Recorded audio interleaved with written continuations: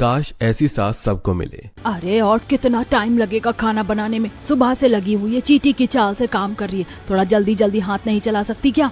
मेरा बेटा क्या पूरा दिन घर में बैठा रहेगा तेरे इंतजार में? चल जल्दी खाना बना। ये कहकर शांता गुस्से में अपने कमरे में चली जाती है। इधर रेखा डरी सहमी सी रसोई में खाना बना रही होती है। तभी अचानक उसके हाथ से कांच का एक गिलास छूट जाता है जो फर्श पर गिरकर टूट जाता है। गिलास टूटने की आवाज सुनकर शांता तुरंत रसोई में आती है। अरे आज फिर नुकसान कर दिया, सत्यानाश हो तेरा।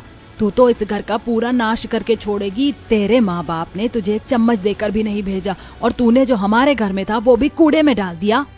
इतना कहने के बाद भी शांता का गुस्सा शांत नहीं होता। वो रेखा के बाल पकड़ लेती है और उसे डराने धमकाने लगती है। रेखा की आंखों से आंसू निकलने लगते हैं। अब रो कर किसे दिखा रही है? चल पहले ये कांच के टुकड़े उठा, रोना धोना बाद में करना, अब जल्दी खाना बना। रेखा चुपचाप कांच के टुकड़े उठाने लगती है। तभी एक टुकड़ा उसके हाथ में चुभ जाता है और उसका हाथ कट जाता है, खून निकलने लगता है। ये सब नजारा रेखा की 7 साल की बेटी नैना कोने में खड़ी होकर देख रही होती है और अपनी माँ की हालत देखकर रो रही होती है। इससे पहले कि रेखा नैना को समझा पाती, शांता फिर उसे आकर डांटती है। चल जल्दी खाना बना, नाटक बंद कर। ऐसी नैना के घर का रोज का माहौल है। कभी दादी तो कभी उसके पिता रेखा पर अत्याचार करते रहते हैं। थोड़ी देर में रेखा घायल हाथ के साथ ही खाना बनाकर तैयार करती है और आंसू पोंछते हुए राजेश को खाना परोसती है। अरे ये कैसा खाना बनाया है तूने? सारी रोटियां जला दी। इतने दिन हो गए तुझे, आज तक ढंग का खाना नहीं बनाना आया। वो मेरे हाथ में चोट लग गई थी, इसीलिए रोटियां ठीक से नहीं बन पाई। बस जुबान मत चला, काम ढंग से होता नहीं है और बहाने बनाती रहती है। हट जा मेरे सामने से। सुबह सुबह मनहूस शक्ल लेकर बैठ जाती है। नैना ये सब देखकर बहुत दुखी होती है, लेकिन वो बेचारी बच्ची कुछ कर नहीं पाती। उसकी आंखों से सिर्फ आंसू बहते रहते हैं। कुछ दिन बाद नैना अपनी दोस्त हिमानी के साथ गली में खेल रही होती है। तभी पड़ोस से लड़ाई झगड़े की आवाज आती है। आवाज सुनकर नैना डर जाती है। अरे नैना क्या हुआ? तो इतनी डर क्यों रही है? वो आवाज? अरे तो पड़ोस में लड़ाई हो रही है। निकिता आंटी और उनके साथ का रोज का ड्रामा है। दोनों खेल छोड़कर दीवार से झांककर देखने लगती हैं। वहां पूनम अपनी बहू निकिता को डांट रही होती है। मम्मी जी गलती हो गई मुझसे, माफ कर दीजिए, मैंने जानबूझकर नहीं किया। हाँ तू तो कुछ जानबूझकर करती ही नहीं, सारे काम गलती से ही तो होते हैं तुझसे। आज मेरा बेटा आएगा तब देखना क्या होता है। पूनम निकिता को बुरा भला कहती है और उसे थप्पड़ भी मार देती है। बाद में उसका बेटा भी आकर निकिता पर गुस्सा करता है। ये सब देखकर नैना के मन में डर बैठ जाता है। हिमानी, मैं बड़ी होकर कभी शादी नहीं करूंगी। शादी का मतलब दर्द होता है और साहस का मतलब डर। अरे पागल, जरूरी नहीं है कि सबके साथ ऐसा ही हो। जब मेरी मम्मी और निकिता आंटी के साथ ऐसा हो रहा है तो मेरे साथ क्यों नहीं होगा? मुझे शादी के नाम से ही नफरत हो गई है। छोटी सी उम्र में ही नैना के मन में सास और शादी को लेकर डर बैठ जाता है। कुछ दिन बाद रेखा की तबीयत खराब होती है, फिर भी वो कुएं से पानी लाने जाती है। मम्मी, आपको बुखार है, आप मत जाइए, मैं पानी ले आती हूँ। नहीं बेटा, तू अभी छोटी है, मैं ले आती हूँ। रेखा बड़ी मुश्किल से पानी लाती है, लेकिन शांता फिर उसे डांटती है। ये कैसा गंदा पानी लाई है, इसे तो जानवर भी नहीं पिएंगे। ये कहकर शांता सारा पानी फेंक देती है। जा फिर से साफ पानी लेकर आ। रेखा दुखी होकर फिर से कुएं की तरफ जाती है। इस बार नैना भी उसके साथ जाती है। रेखा पानी लाकर रख देती है, लेकिन उसे तेज बुखार है। नैना अपनी माँ के सिर पर ठंडी पट्टी रखती है। समय बीतता जाता है, नैना बड़ी हो जाती है, लेकिन घर का माहौल नहीं बदलता। वो घर के सारे काम संभालती है और अपनी माँ का सहारा बनती है। एक दिन हिमानी नैना के घर आती है। अरे नैना, तू तो बड़ी छुपी रुस्तम निकली, रिश्ता कर लिया और मुझे बताया भी नहीं। क्या बात कर रही है पागल? मेरा रिश्ता हो गया और मुझे ही नहीं पता? खैर तुझे तो पता ही है, घर वाले तुझसे पूछकर रिश्ता तय नहीं करेंगे। चल मैं ही बता देती हूँ, तेरी दादी और पापा ने तेरी शादी पक्की कर दी है, मेरे पापा बता रहे थे। हिमानी की बात सुनकर नैना सोच में पड़ जाती है। उसकी आंखों में आंसू आ जाते हैं और वो रोते हुए अपनी माँ के पास जाती है। मम्मी, जब मुझे पता है कि शादी के बाद सास की गालियां खानी और पति के थप्पड़, तो आप मेरी शादी क्यों करवा रहे हो? बेटा, यही दुनिया का दस्तूर है। हर लड़की को शादी करके अपने ससुराल जाना पड़ता है। मायका कभी लड़कियों का नहीं होता। जैसे मैं अपनी माँ का घर छोड़कर आई हूँ, वैसे ही तुझे भी जाना होगा। नैना की शादी में कोई दिलचस्पी नहीं होती और उसका पूरा कारण उसकी दादी होती है। दादी के व्यवहार को देखकर ही उसके मन में ये धारणा बन गई है कि सास हमेशा बुरी होती है, लेकिन हाँ करने के अलावा उसके पास कोई और रास्ता भी नहीं होता। कुछ दिन बाद, तुझे तो कोई सुध ही नहीं है। तेरी बेटी की शादी है, क्या तैयारी करनी है क्या नहीं, तू तो बस बैठी रहती है। थोड़ी देर में बारात आ जाएगी, उनके स्वागत की तैयारी कर ले, वरना बाद में तेरी बेटी को ही सुनना पड़ेगा। हालांकि रेखा घर के सारे काम कर रही होती है, फिर भी शांता उसे डांटने का कोई मौका नहीं छोड़ती। एक तरफ रेखा काम में लगी होती है और दूसरी तरफ नैना दुल्हन के जोड़े में बैठी अपने मन में सोच रही होती है। पता नहीं शादी के बाद मेरा क्या होगा। एक बात तो तय है, सास तो दादी जैसी ही होगी। मैं कैसे संभालूंगी सब कुछ। जिस तरह मम्मी की जिंदगी दादी के तानों और मार में निकल गई, कहीं मेरा भी वही हाल ना हो जाए। इन्हीं ख्यालों के बीच नैना की शादी हो जाती है और वो अपने ससुराल के लिए विदा हो जाती है। गाड़ी में बैठी हुई भी ये वही सब सोचती रहती है। अचानक गाड़ी रुकती है और नैना घबरा जाती है। घर आ गया है, उतरने का इरादा नहीं है क्या? नैना डरी सहमी सी गाड़ी से उतरती है। सामने सरला आरती की थाली लिए खड़ी होती है। उनके चेहरे पर मुस्कान साफ नजर आ रही होती है। आओ बेटा आओ, आज तो भगवान ने मेरी सारी इच्छाएं पूरी कर दी।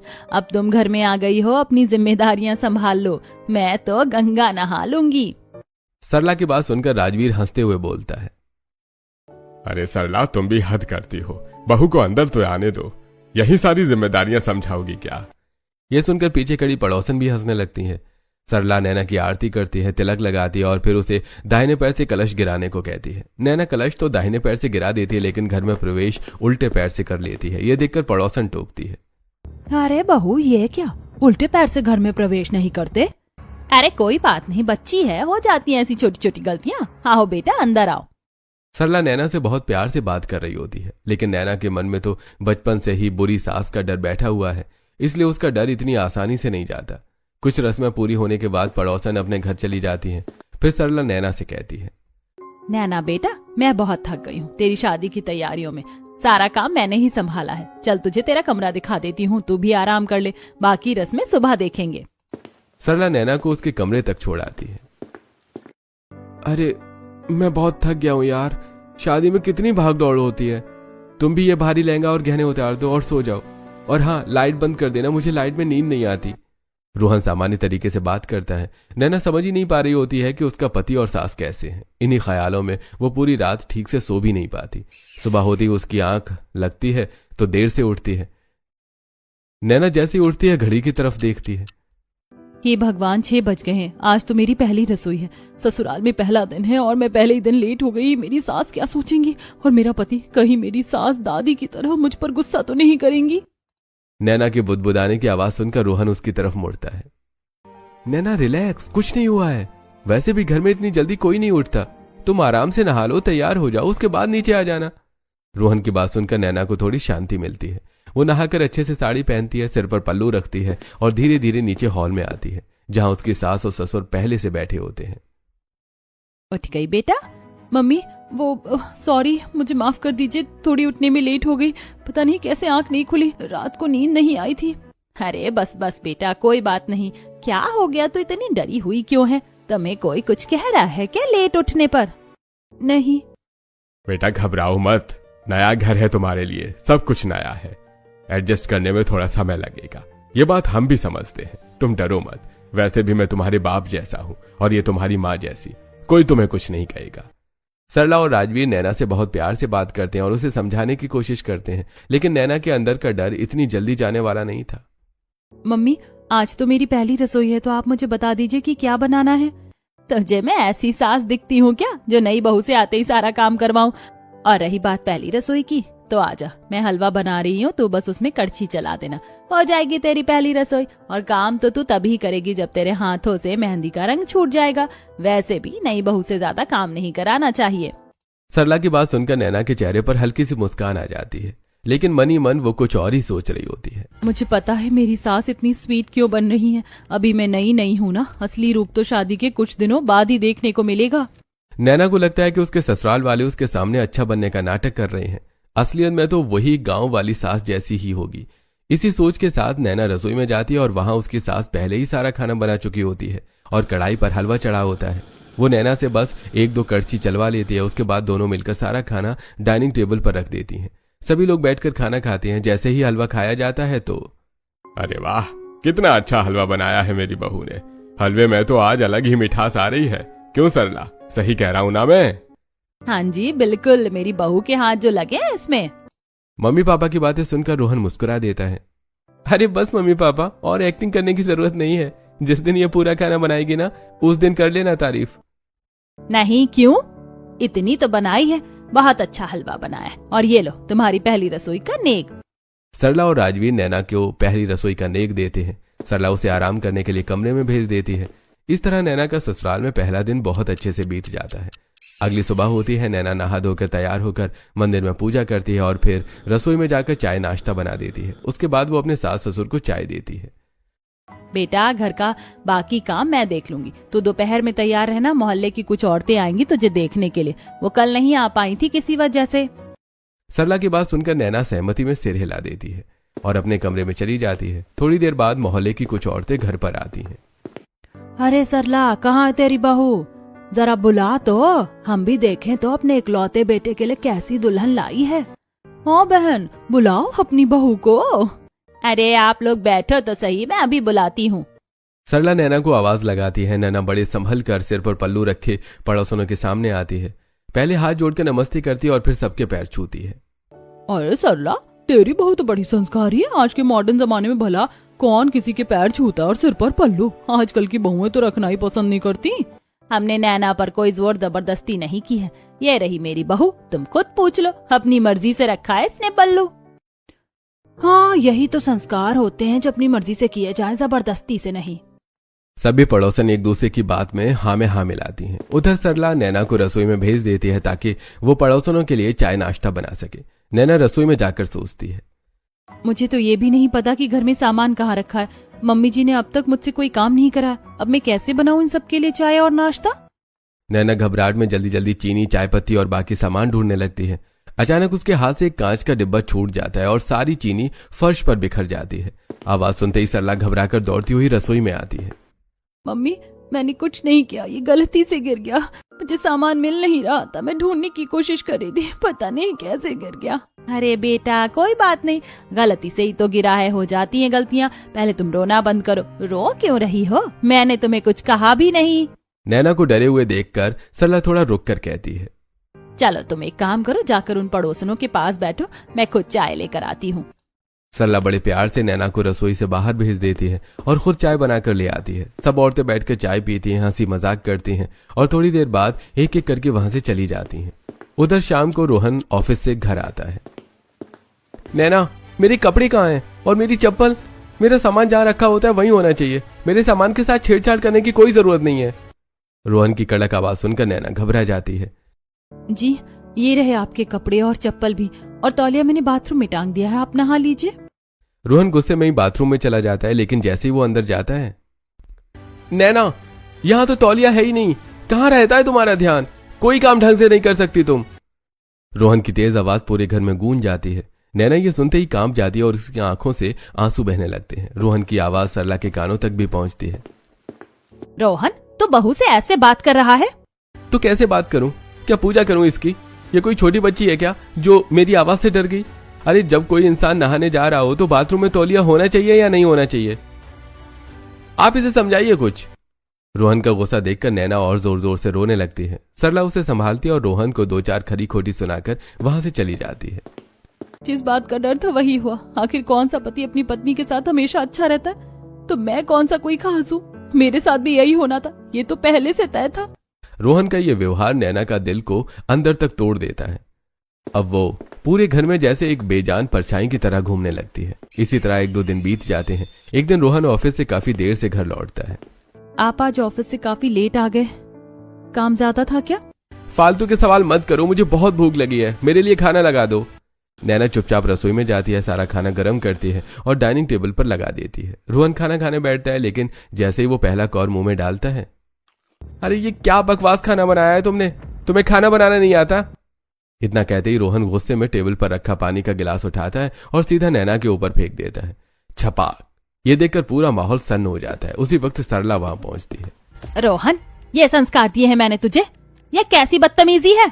सरला गुस्से में उंगली दिखाते हुए कहती है। परसों भी मैंने तुझे कुछ नहीं कहा था, लेकिन आज मैं तुझे बिल्कुल नहीं छोड़ूंगी। निकल जा मेरे घर से, और जब तेरी अकल ठिकाने आ जाए तभी वापस आना।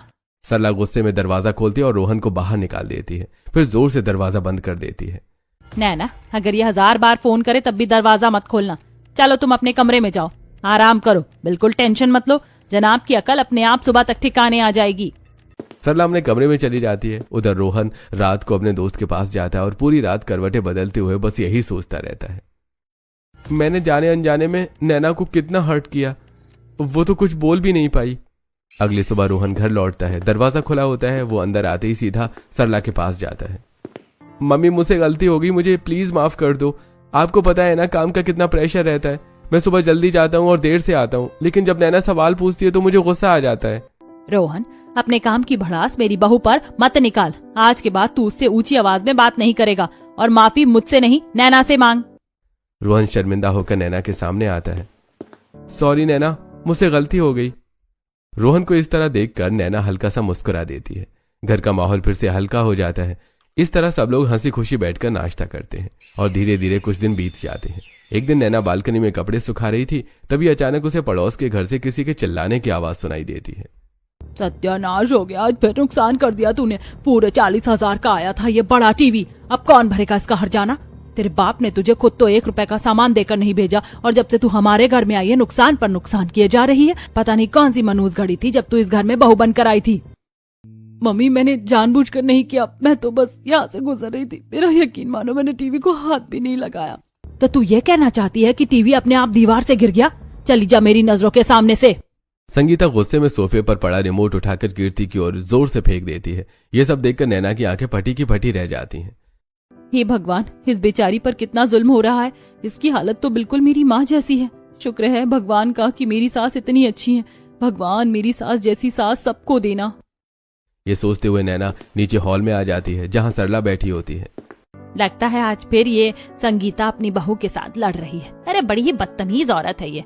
इस बहू का जीना हराम कर रखा। जिस दिन से ये घर में आई है, इसे एक दिन भी सुकून से नहीं रहने दिया इन दोनों माँ बेटों ने। सरला ये कहकर संगीता के घर जाती है और उसे समझाने की कोशिश करती है।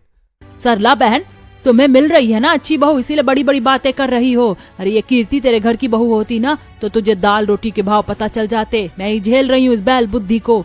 इसमें तो एक आने का भी दिमाग नहीं है। ये है ही पिटने के लायक। लातों के भूत हैं, बातों से नहीं मानते। संगीता बहन, इतना भी क्या कलेश करना। जब वो कह रही है कि गलती से हुआ है तो जाने दो बात को। इतना कहने के बाद सरला चुपचाप वहां से वापस आ जाती है। इसी तरह 1-2 दिन बीत जाते हैं। एक दिन राजवीर बाजार से लौटते हैं, हाथ में खाने का थैला लिए हुए। अरे नैना बेटा, अरे कहाँ हो तुम? देखो मैं तुम्हारे लिए क्या लाया हूँ। नैना अपने कमरे से बाहर आती है। राजवीर थैला उसके हाथ में पकड़ा देते हैं। नैना बैग खोलकर देखती है, उसमें बर्गर, समोसे और मोमोज होते हैं। पापा जी, इतना सारा सामान मेरे अकेले के लिए लाने की क्या जरूरत थी? अरे बेटा, मुझे नहीं पता था ना कि तुझे फास्ट फूड में क्या पसंद है, इसलिए मैं थोड़ा थोड़ा सब कुछ ले आया। अपने ससुर का इतना प्यार देखकर नैना की आंखों में आंसू आ जाते हैं। कभी मेरे सगे पापा ने भी मेरी मन की इतनी परवाह नहीं की, और ये मेरे ससुर होकर भी मेरा कितना ख्याल रखते हैं। भगवान मेरे इस परिवार को किसी की नजर ना लगे। कुछ दिन और बीत जाते हैं। एक दिन रोहन बहुत खुश होकर ऑफिस से घर आता है। मम्मी, नैना, कहाँ हो आप सब? एक गुड न्यूज है। क्या हुआ? क्यों इतना शोर मचा रखा है? मम्मी, जिस प्रोजेक्ट पर मैं काम कर रहा था वो पूरा हो गया है और उसका पूरा क्रेडिट मुझे मिला है। मेरा प्रमोशन भी हो गया है। अरे वाह, ये तो बहुत अच्छी बात है। नैना बेटा, जरा सबका मुंह मीठा तो कराओ। नैना रसोई में जाकर मिठाई लाती है। पहले भगवान को भोग लगाती है और फिर सबको खिलाती है। अच्छा चलो, अच्छा है। वैसे यही वो प्रोजेक्ट था ना जिसकी वजह से तू नैना पर गुस्सा कर रहा था? हाँ पापा, उसके लिए मैंने सॉरी बोल दिया है ना। हाँ, बार बार क्यों याद दिला रहे हो? अरे सिर्फ सॉरी बोलने से काम नहीं चलेगा। आज तो बहू को बाहर लेकर जा। देख, शादी के बाद से तू कहीं उसे घुमाने भी नहीं ले गया। अरे ठीक है पापा, बाहर घूमने का अभी समय नहीं है, लेकिन मैं इसे आज डिनर पर जरूर ले जाऊंगा। रोहन नैना को तैयार होने के लिए कहता है। सरला और राजवीर का व्यवहार तो नैना के साथ बहुत अच्छा है, लेकिन रोहन से वो अब भी थोड़ा डरी हुई रहती है। रोहन और नैना डिनर के लिए एक रेस्टोरेंट जाते हैं। अरे ये मेरा फेवरेट रेस्टोरेंट है, यहाँ सब कुछ मिलता है जो मुझे पसंद है और स्वाद भी 1 नंबर। तुम ट्राई करो ये नूडल्स और ये सुशी और ये राइस रोल्स। रोहन तो बड़े मजे से सब खा रहा होता है, लेकिन नैना के लिए ये सब बिल्कुल नया होता है। उसे तो ठीक से चम्मच पकड़ना भी नहीं आ रहा था। रोहन की नजर जैसे ही नैना पर पड़ती है वो सब समझ जाता है। फिर वो बड़े प्यार से फोक पकड़कर उसे खाना खिलाता है। नैना भी धीरे धीरे खाना एंजॉय करने लगती है, लेकिन रोहन को लगता है कि शायद उसने पेट भरकर नहीं खाया। दोनों रेस्टोरेंट से बाहर निकलते हैं। रास्ते में एक आइसक्रीम वाला दिखता है। आइसक्रीम? मुझे आइसक्रीम खानी है। नैना को इस तरह मासूमियत से बोलते हुए देखकर रोहन के चेहरे पर प्यारी सी मुस्कान आ जाती है। वो 2 आइसक्रीम लेकर आता है। दोनों हंसते बोलते बातें करते हुए घर लौट आते हैं। उन्हें इस तरह साथ में खुश देखकर सरला और राजवीर भी बहुत खुश होते हैं। इसी तरह कुछ दिन और बीतते हैं। एक दिन गली में चूड़ी बेचने वाला आता है। सरला उसे रोक कर नैना के लिए सुंदर चूड़ियां खरीदती है। ये सब देखकर कीर्ति दूर खड़ी सोचती है, नैना कितनी किस्मत वाली है जो उसे इतनी अच्छी सास मिली है। कितना ख्याल रखती है चाची उसका। ऐसी सास सबको मिले। कीर्ति यही सब सोच रही होती है कि तभी वहां संगीता आ जाती है और उसे डांटते हुए अंदर ले जाती है।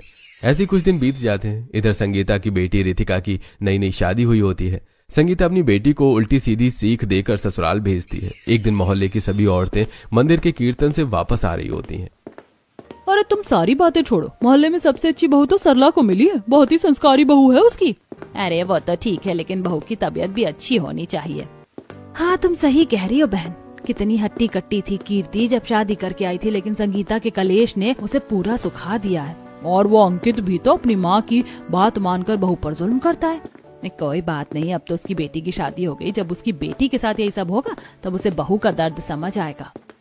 इस तरह पड़ोसन बातें करते हुए अपने अपने घर चली जाती हैं। अगले दिन नैना और सरला मिलकर आंगन साफ कर रही होती हैं। तभी कीर्ति वहां से गुजरती है।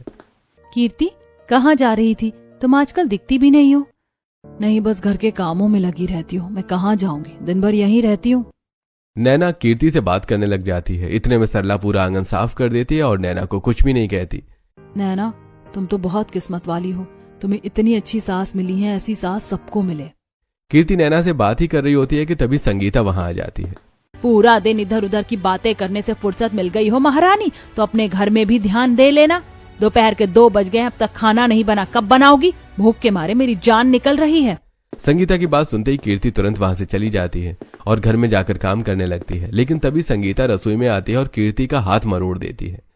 पड़ोसन की बहुओं के सामने मेरी चुगली कर रही थी।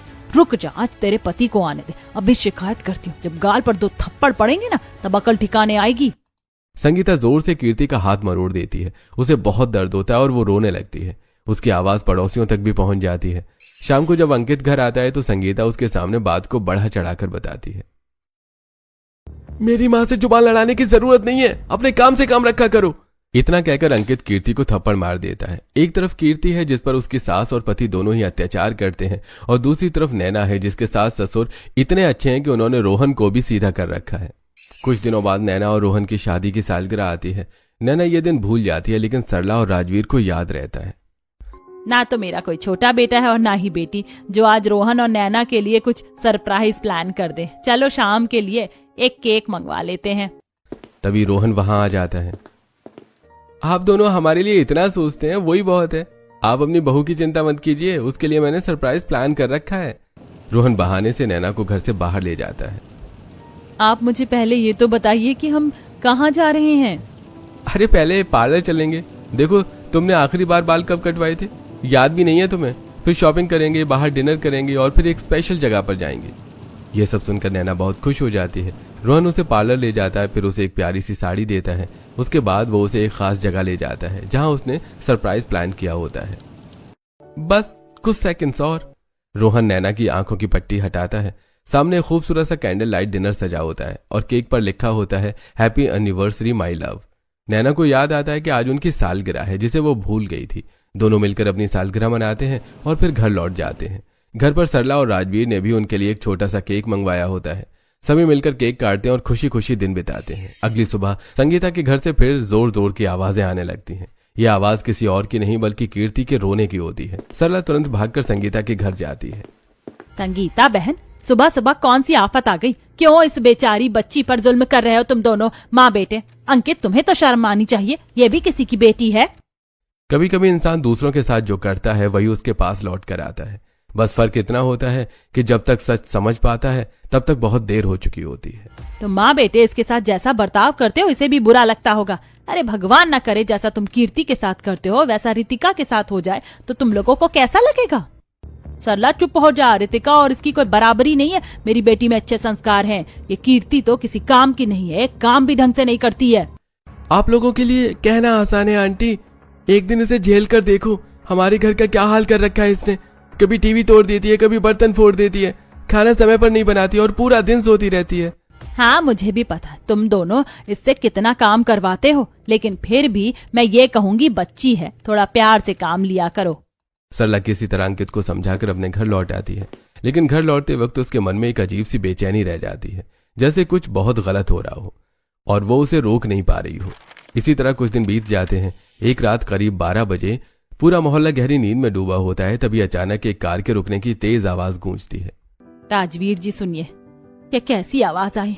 इतनी रात को कौन आया होगा मोहल्ले में? अरे सुबह देख लेना जो भी होगा, अभी मुझे बहुत नींद आ रही है, सोने दो।